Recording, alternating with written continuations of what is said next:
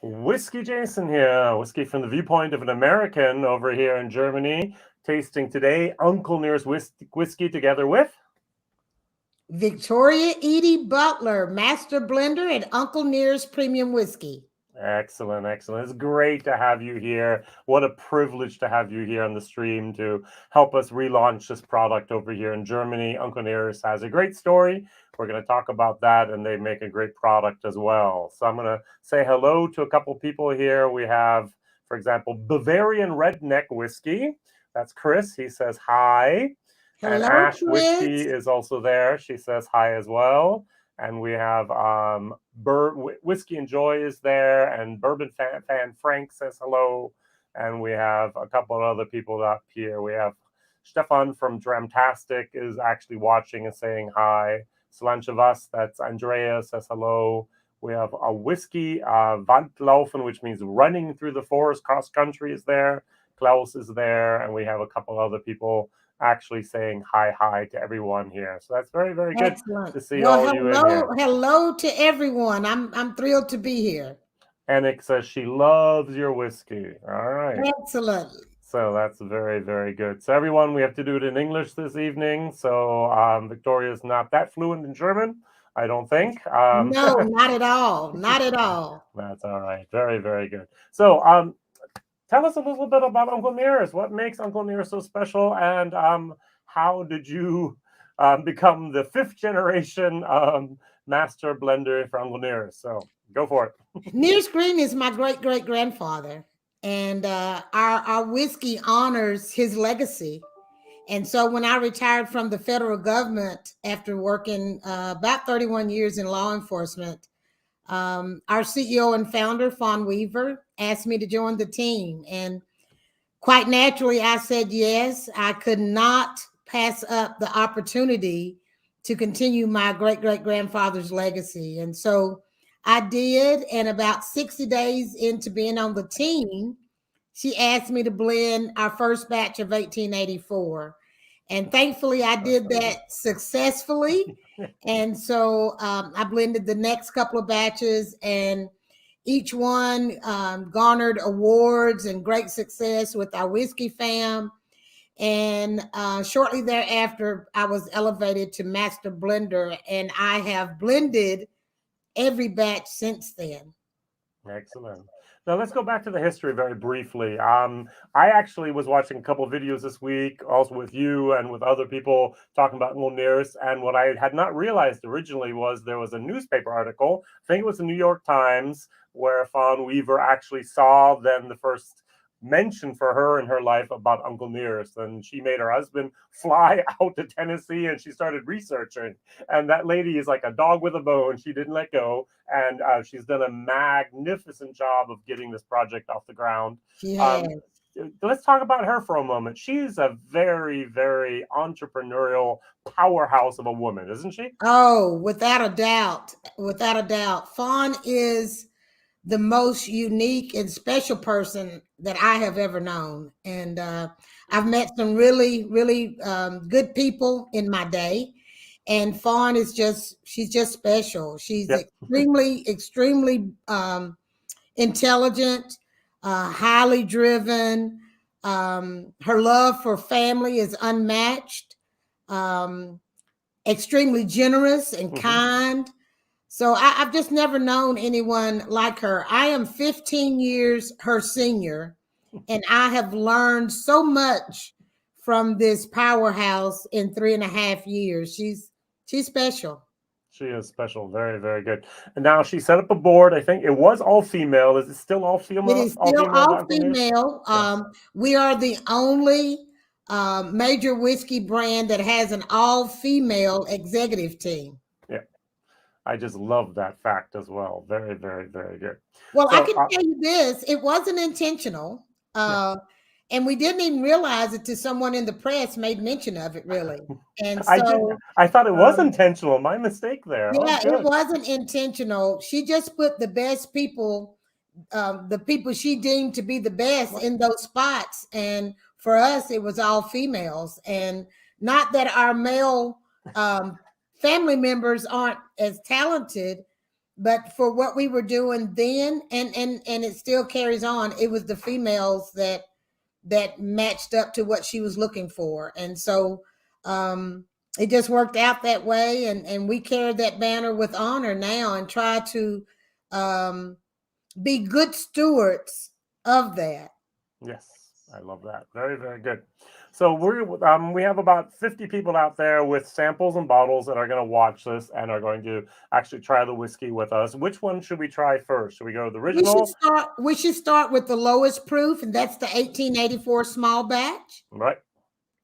So if everyone, those of you who are sampling, let's go ahead and pop the top and pour you a little bit of that 1884.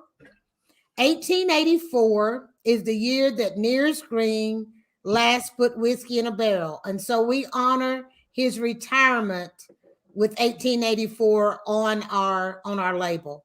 What you are drinking today, I think all of you probably have our older whiskey. We have since launched our own era, and now we no longer source our juice. But what you have there is our old juice. It's still absolutely delicious. It's 93 proof, and I think it's heavenly. So let's bring it up to your nose. Open your mouth just slightly, and we're just going to kind of wave that glass back and forth. Don't put your nose all the way in, because 93 proof is a high proof whiskey. But let's just go from side to side, and then we'll take a small sip. We'll give it a good work in our mouth, and then we'll take another sip, okay? All right. So the first little sip, cheers. Cheers. We're just awakening your palate. Mm-hmm. So now with the next sip, you can really appreciate the beauty of this whiskey. All right, good. So if anyone, I may be stepping out of turn, but if anyone wants to throw anything in the chat about what they're tasting, what they get on the nose, the palate, I'd be interested to hear what you have to say. I try not to influence you with what I think and what I get from it. Everyone's different. And so when it comes to whiskey, our palate is unique. And so everyone won't get the same thing. So if anyone wants to share, just type in the chat. And we'll talk about it. Exactly. You can type it in English. If you don't know the English word, just type in the German word. I'll translate. So I get a lot of honeyed peaches, what I get on here. A little bit of a peach cobbler with a little bit of honey drizzle over it. I really enjoy this whiskey. I even enjoy the other one a little bit more. I can't wait to try the in Germany, the own juice. I actually had the privilege of being there in the end of June at the distillery with the UK brand ambassador, with Matt, and we did a nice little tasting there. I tried the new juice, and everyone really, really, really liked the 1884 there. I think it is. I think not just the 84, but the 84 and the 56. Our own juice is the best juice that we have put in a bottle to date. I totally agree. Very, very good. So over here in Europe, we received a container, which means first we have to sell off that whiskey first before we get the next container. Right. And that will be for all of Europe. That's for UK, for Belgium, for the Netherlands, for Germany, and other markets we're going to open in the next couple of months and also the year. So let's just talk briefly about the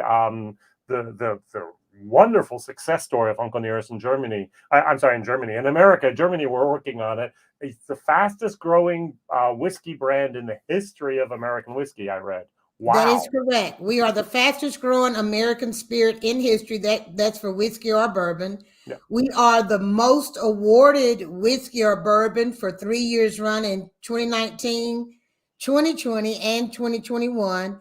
And we're on track to be the most awarded again this year. Yeah. We just celebrated our 5-year anniversary yesterday. Our first bottle of Uncle Nearest was sold 5 years ago yesterday. So we're pretty excited about where we have come so far in just a short period of time. And we truly are just getting started. So I'm excited about our future. Me too. Me too. Now, Ashley says she gets honey, nice and sweet. I'm already in love. Very, Yay! very good. Aaron I think writes, it's got a sweetness to it as well. yeah. Aaron wrote down here, the nose is surprisingly sweet and fruity, but there's also almonds and cinnamon to be found. I totally agree. Now, this is Constantine over at Whiskey and Joy. He writes, a very nice Tennessee whiskey, classic in my opinion, with full body and refreshing fruity notes. Ooh, well done, I like Constantine. that. Yeah. So our cross-country runner has our honey and peaches sweet marmalade. So Bavarian whiskey, redneck whiskey says, I have some brown sugar in the nose and some fresh fruits like green apples.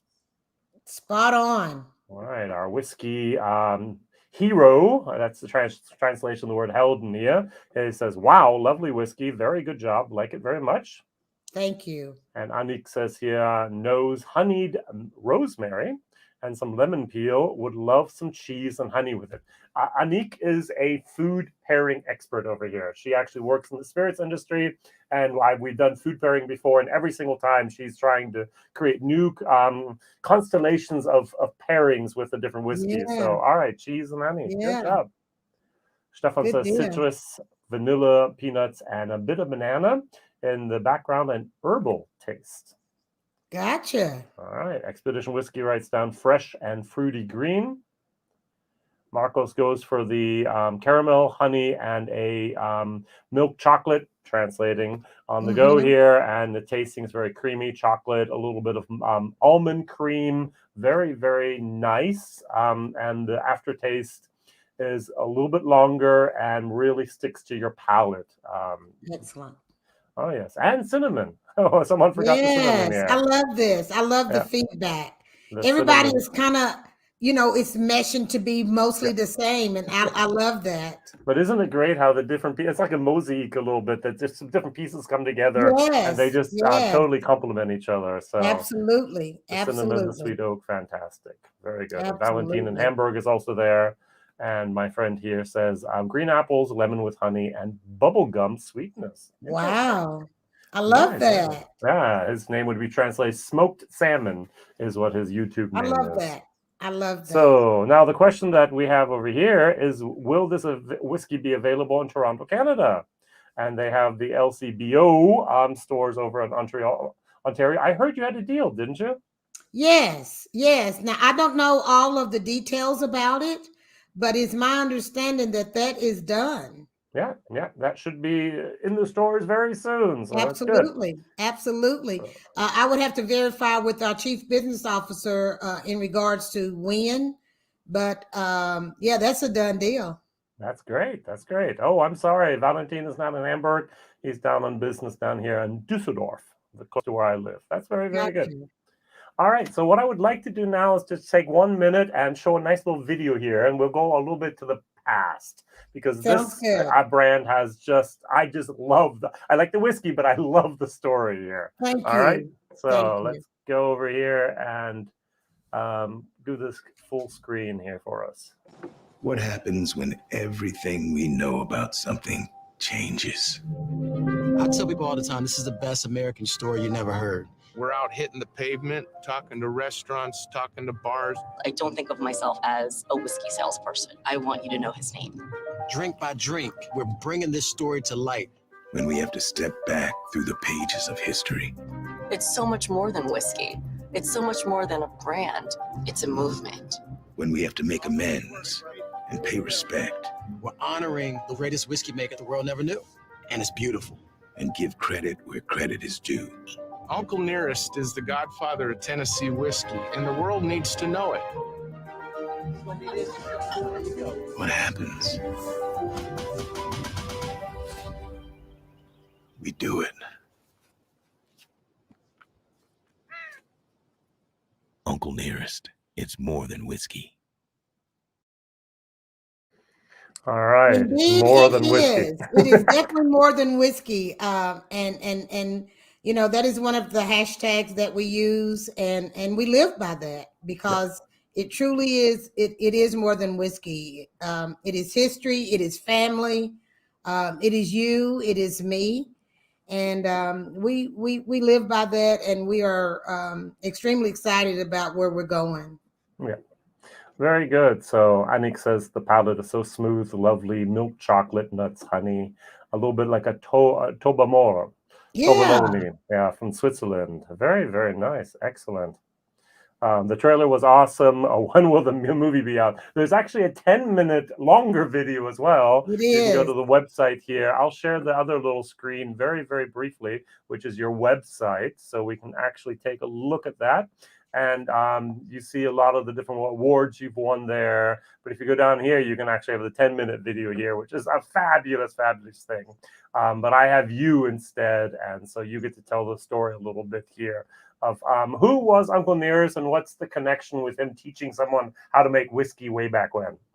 Nearest Green is the once enslaved man and my great-great-grandfather who was making whiskey in Lynchburg, Tennessee. At the time, it was zoned Lincoln County, and he was making whiskey for a preacher there, a man named Dan Call.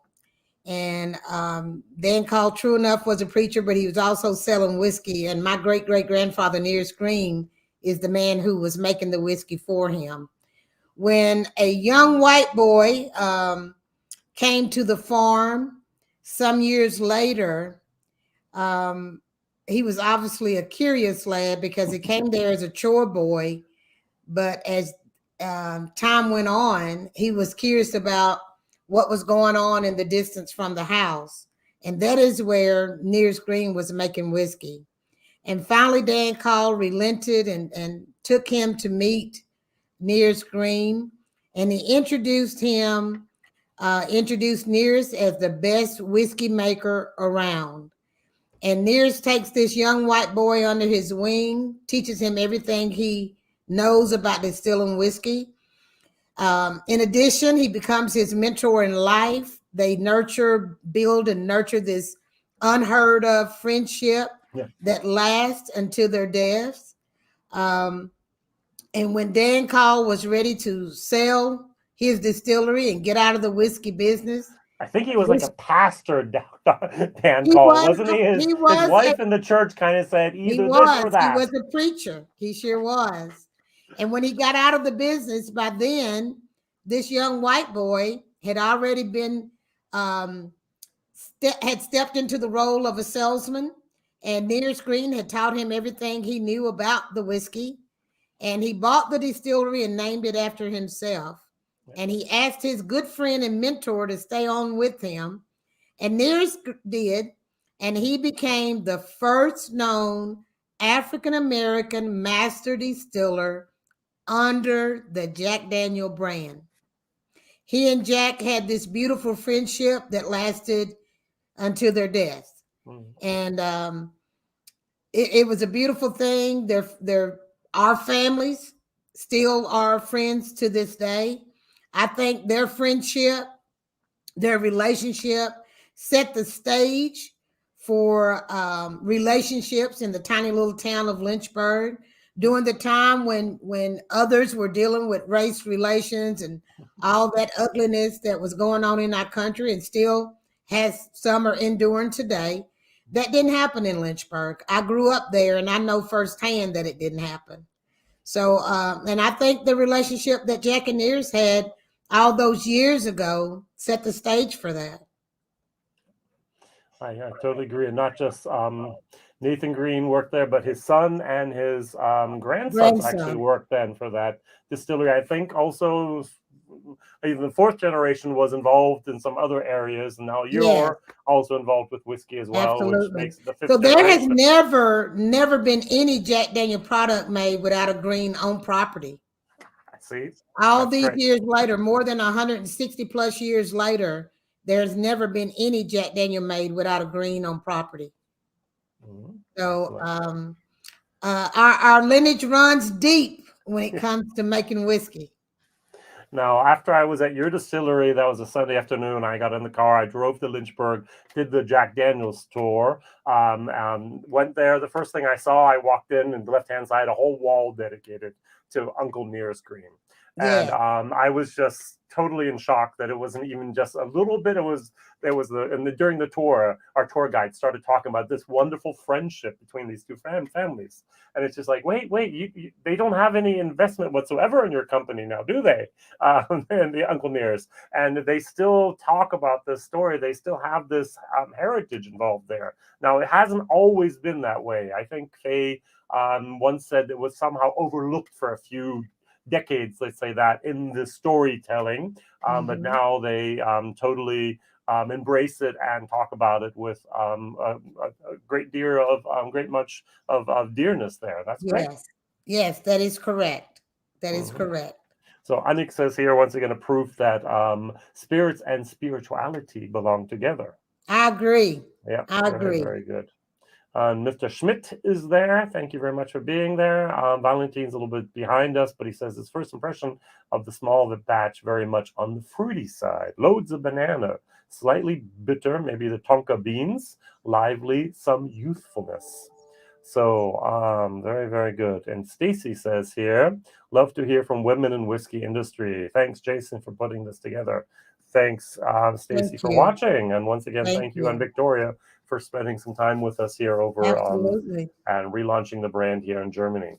Now, this is what you actually made. Now, tell us a little bit about, you come from law enforcement, so you drank maybe some whiskey. I don't know if you ever blended whiskey. How did you learn how to be a master blender? Or is it just a God-given talent that you're so good at it? I didn't learn. It is a talent. I believe that what I've been able to accomplish is only by my lineage. I had never blended whiskey prior to blending that first batch in 2019. And I just really believe and have learned to embrace that what those skills my father had, my great-great-grandfather had all those years ago, I now also possess in regards to blending whiskey. So it really is. Whiskey is just in my blood. Yeah, apparently it is. Excellent. All right. So we have a great first impression here of the 1884.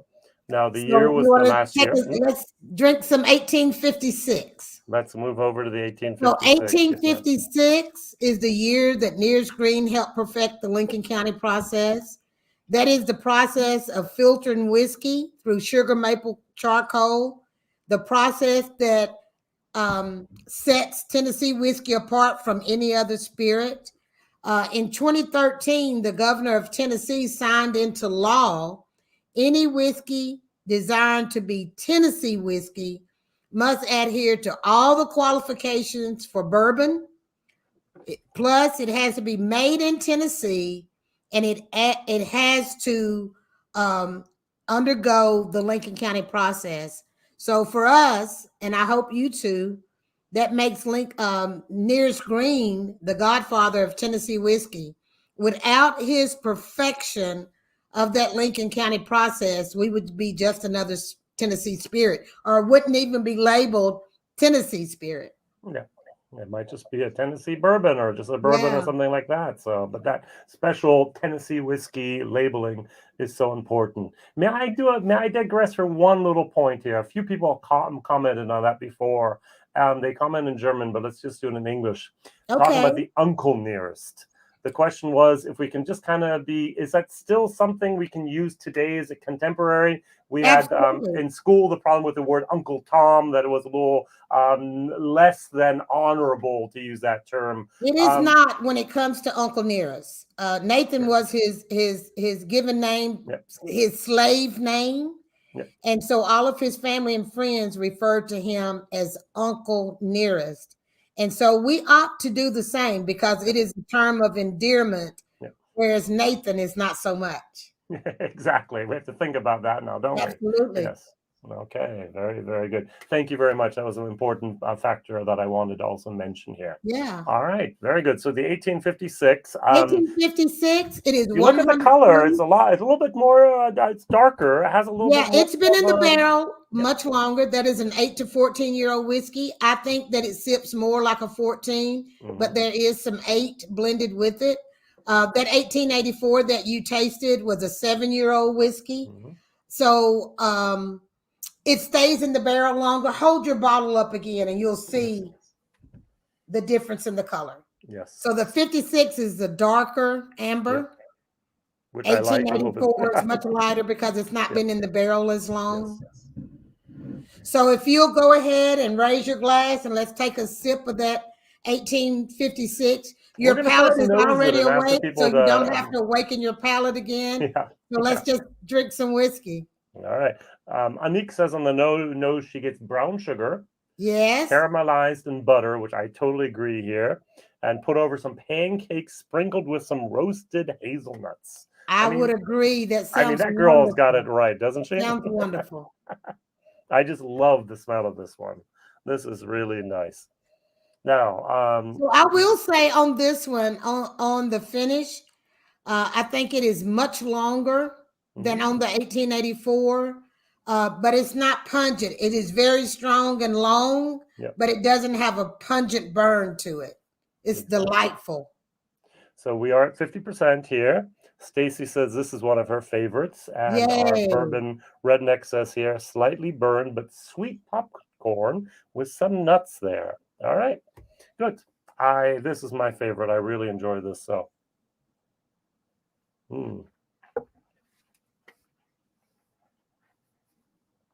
So sometimes for me, I'm going to go for the apricot with the honey and so on is a tiny little bit too light. I do like the 50%. I do like the wood factor here as well. You got more of the barrel in there. Yeah.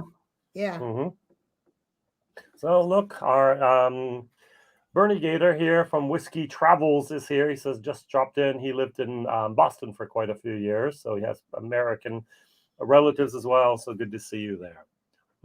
Yeah, this is something I can really dig my soul into and just have a nice evening here. Yay. I love it. And for those who like a good cocktail, that 1856 is phenomenal in a old fashioned. Okay, very good. So we have full-blown banana, nuts, oak, and cinnamon. I think I'm banana blind. I hardly ever get a banana on a Tennessee whiskey. I know a lot of people do, but I never ever get banana on our whiskey. Me neither. And I'm glad. Yeah, okay, good. So we have here sweet, fruity again, banana, wood barrel, brown sugar, popcorn, caramel. I like it. We have here a smooth, mellow brown sugar, the popcorn and nuts again. Love it. Valentine over in Dusseldorf writes down here, sweeter, more mature, more on the woody than on the fruity side. Maple syrup, Belgium waffles on the palate. Also some baking spices. I like this one much better. Yeah, Valentine, you and I, we have a very similar taste pattern there. Whiskey and Joy says not only the color is darker, but also the flavors on the tongue. Brown sugar and a lot of roasted peanut butter. Again, a nice, strong body. He loves it. All right, so we got a lot of love going on here. So taste, roasted nuts, sweet butter, popcorn, sweet oak. And Stacy gets her brown sugar, vanilla, and a little cocoa. Yeah, very good. Floral, sweet, elegant hints of roasted oak and lots of roasted nuts. So look at there. Look at that. We had a word cloud. That would be very, very nice as well. Maybe I need to do that next time. I like this. This is very, very nice. Absolutely. So at the distillery, actually in the hand I had, I think it was called Masters. What was it? Master's Blend? You got the Master Blend, the Master Blend edition. It is only available at the distillery. We launched that expression last Juneteenth, June the 19th of 2021. I think we're on batch 15 or 16 now. Yeah. And starting with batch 5, that is our own juice. So all the whiskey this year that has been in the bottle has been Nearest green juice from start to finish. Excellent. It is barrel proof, basically barrel proof 1884. No water in it at all. Gotcha. All right, very good. Now I was at the distillery and you could see the distillery. It used to be an old horse. Tennessee walking horse farm. Exactly, a Tennessee walking horse farm. So for those of you who do not know what Tennessee walking horses are, go to YouTube, watch a video. You'll immediately understand what it is. I can't explain it. I'm sorry. It's weird. It's different. It's very unique to the region. But Yeah, that was Faye Weaver just bought the farm. Now you're not at the original farm where Uncle Nearest actually did the distilling. That's over the No. hill, a couple miles away. Yes, we are in Shelbyville, Mhm. and where Uncle Nearest made whiskey is in Lynchburg. Yep. But our distillery sits on 323 acres, just shy of the Shelbyville Municipal Airport. We're directly on Highway 231 North, and it is just a beautiful piece of property. We're really proud of it. And do you have the Guinness Books or record yet or We not? will be. We will be. We are literally building out the longest bar in the world.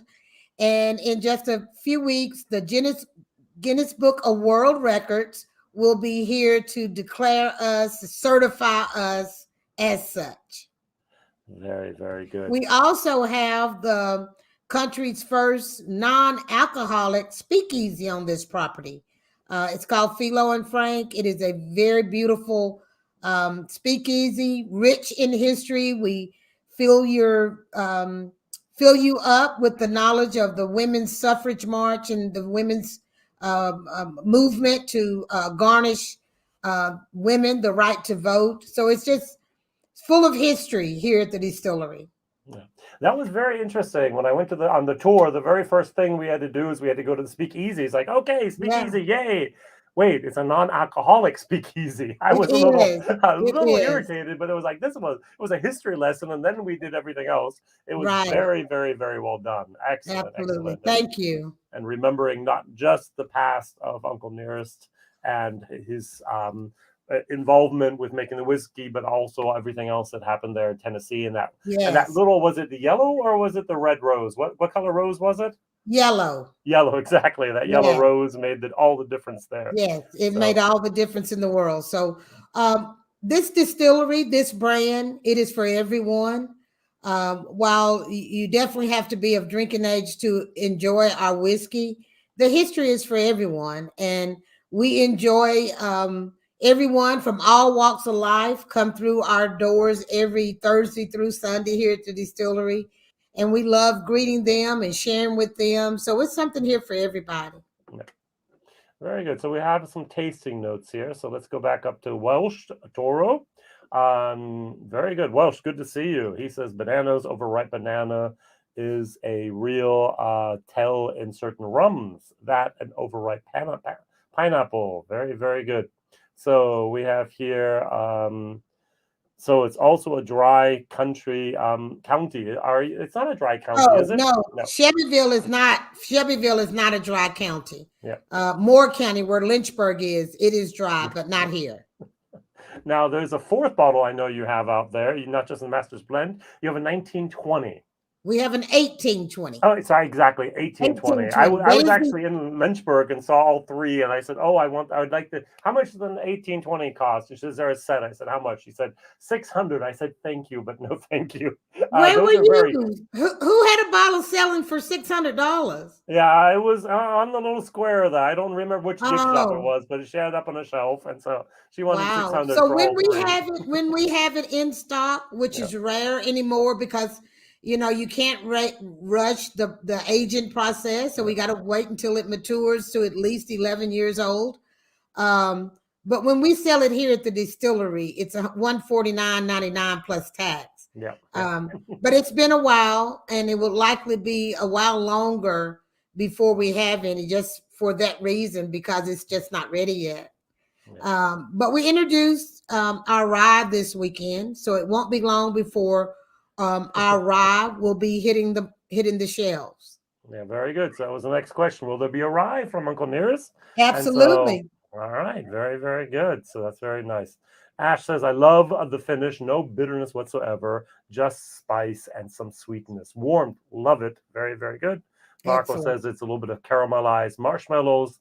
There's a dark chocolate, very powerful, a little bit more wild than the 1884, but still good.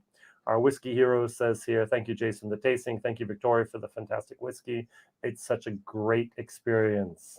And Welsh Toro over here from Europe says, I can't get my head around that as a Brit, a dry county. that kind of thing would reduce the Brits to a revolution. Yep, Lynchburg is still, Moore County is still dry, even though Jack Daniel has been made there, for years, but Exactly. it is a dry county. Very, very good. Now, the distillery experience is great, and you actually got to see the distillery. You have your own column still. I was told that you're actually going to expand the capacity. You're basically going to more than double it. The next column still is going to be also added there. But if I understand it correctly, you still would not be able to produce enough juice for all the bottles you're doing. So you're still going to be contract distilling even after you have everything up and running with the expansion, right? Absolutely. Absolutely. We'll be using our own juice. We won't be sourcing our juice. Start, with our own mash bill, non-GMO corns, bought from local farmers within 60-mile radius of our distillery. But we will still be using our distilling partners to bottle. Very, very good. And both of these whiskeys are sourced because they're one of the first batches. If you're in Tennessee, you can buy the own juice then there. This stuff was not made at Jack Daniel's. This was not made at Dickel, right? So it was made someplace else. We're not going to talk about where because I don't know either. But many people say, oh, it's got to be Dickel. It's got to be Jack Daniel's. There are other distilleries in Tennessee besides just those two. Exactly. So more than we so actually know. So now we don't have that question because it is nearest green whiskey. So I'm grateful for that. That is very, very, very good. Yeah. All right. Very nice. Very nice. So if you have any questions in the chat, please write them down now while we still have Victoria here. So we've talked a little bit about the history, know how this happened. We know a little bit about the distillery and the gift shop is actually just breathtaking what you've done there. I love the wall. You are the most awarded whiskey in the year 2019, 2020, and 2021. Yes. And in 2022, if you're not, I'm going to be very surprised because I think you have some very, very, very good stuff there. You have the rye coming out soon. You have these two bottles. What else can we expect in the future? Anything else going to hit the market in other parts of the world, or are we just going to stick with these basically two brands in the rye? We will continue to add to our line. We will soon be adding a single barrel. Okay. Along with that rye, and so we will continue to add extensions to our line each year. Yeah. So these two will definitely, I hope both of them will hit the market, will be on the shelf this year. But the rye definitely will be on the shelf very soon. Yeah, very, very good. So on a barrel strength, a single barrel will probably be barrel strength by the rye. Yes, it's unfiltered and uncut. Okay, very, very good. And are there any other chances of any barrel strength except for the 1920 that we can hardly ever get outside of the distillery? The Master Blend Edition is barrel strength. You said that it's actually the barrel strength of the 1884. But right now, it's still only available at the distillery. I don't know if we'll be sending that out into the market maybe in the next year or so. But right now, it's only available at the distillery. Okay. Now, Welsh Toro, he came a little bit later. Could you briefly, once again, give us a little bit of your background? Sure, How did you get in the whiskey? So no, I was not in law enforcement. I wasn't in whiskey. I was in law enforcement for the majority of my adult life for almost 31 years. I've only been in the industry since March of 2019 and blending since May of 2019. That's amazing. That's amazing. And we both attributed a little bit to your genes that you are so good at. Absolutely. I can't explain it any other way. To have been named and won Master Blender of the Year 4 times over, that is unheard of. And it's certainly unheard of. I knew 3. Congratulations. The last 4 years you've won. Yeah. Hey, well done. Well done. 4 from 3 different agencies. Right. Whiskey Magazine, the Icons of Whiskey, named me Master Blender of the Year back to back. And that's the first time that has ever been done for 2021 and this year for 2022. All right, very good. Now, over here in Germany, we have something called a Sharing Angels. It's actually a group of only women that are actually involved, and they have a network set up. Could you briefly mention maybe any type of network you're involved in where there's a type of women's spirits club? Well, there's Bourbon Women Exactly. in Tennessee and all over the country, and then Women of the Vine as well. Those are intentional for women. There are some men that you can join, but it was created with women in mind and by women for women. So we have at least two that I am active with. Excellent. Now, one thing I have not seen yet are the so-called finishing barrels. Now, that's one of the things that's happening at the moment with bourbon and American whiskey in particular, is that we actually try to finish a lot of things, either double oak or even maybe a port, a cognac, a sherry, and so on. Are there any plans, or are there any bottles out there that I have not yet seen? Not from Uncle Nearest. There are no bottles out there. And far as plans, there's nothing actively planned in that vein right now. All right, thank you very much. And when I walked through the warehouse, I did not see any other barrels. It was just the you get your barrels from Kelvin, or where did you get your barrels We from? get our barrels out of Kentucky. Out of Kentucky. Very good. Yes, Yes. and they're charter 3 or 4. What are they Four. basically? Exactly. All right, very, very good. So there's another question here. Bavarian Redneck Whiskey asked the question, okay, outside of Uncle Nearest, what is your favorite whiskey otherwise? I don't drink any other whiskey. Very good. Before Uncle Nearest launched, I drank E.F. Taylor and I drank Maker's Mark 46. Yes, I love But, Maker's Mark 46 as well. Yeah, but I do not drink anything but Uncle Nearest now.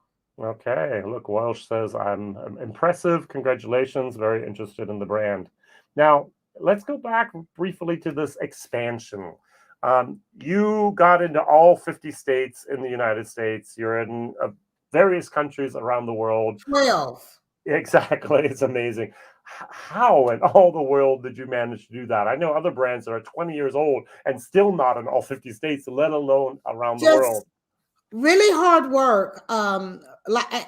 Again, Fawn Weaver is brilliant. And then we have our chief business officer. Her name is Catherine Jerkins.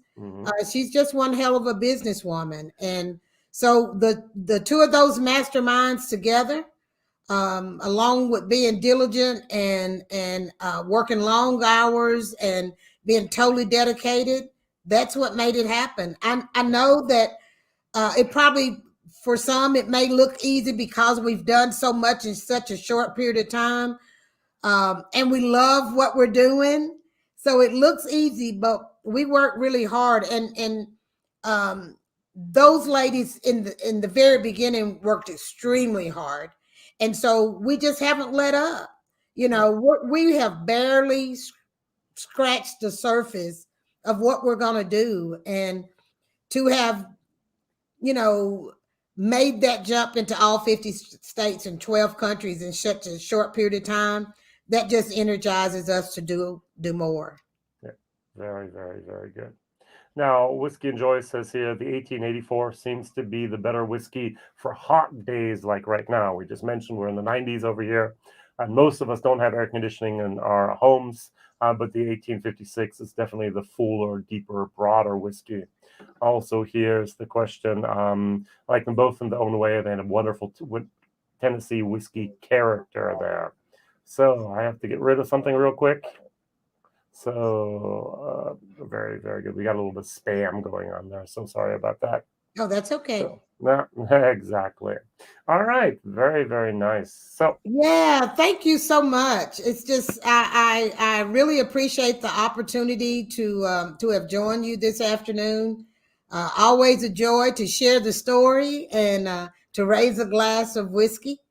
I hope all of you on this platform today, I hope you get an opportunity to come to Shelbyville, Tennessee, to see our beautiful distillery. If not, I hope that I have the opportunity to meet you face to face one day real soon real soon in the very near future. That'd be great. So come on over to Europe and maybe we can meet you at a whiskey festival, a whiskey fair someplace. I would love That'd that. be great, Victoria. We'd I love would to love have you that. here. Yes. I would Very, love very that. good.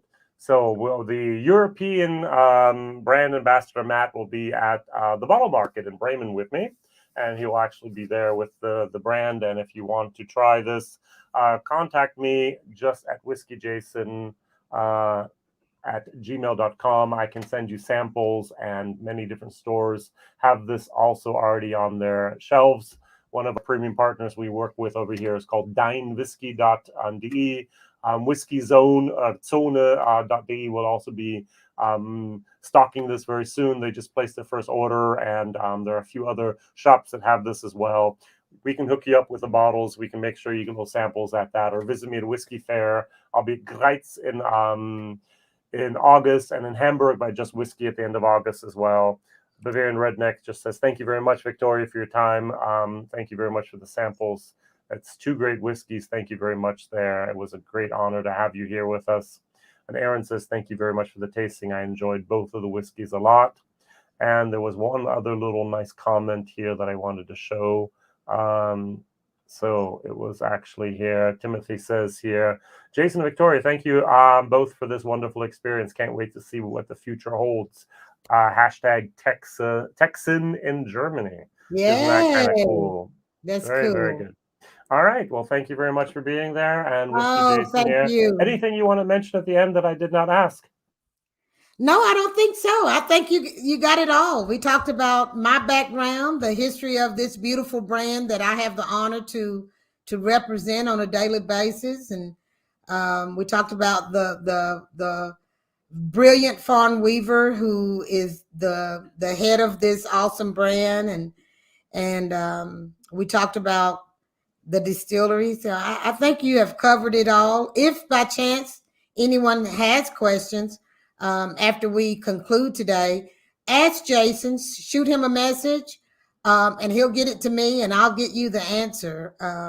But again, thank you for the opportunity. Thank you for asking me to join you. I'm extremely honored. And thank you very much for spending the time here to relaunch the brand over in Germany. And I think we can just use the words here. Thank you, Victoria, for the great whiskeys and your time. All the best. Whiskey Jason here. Thank you very much for watching. Thank you. Bye-bye. Bye-bye.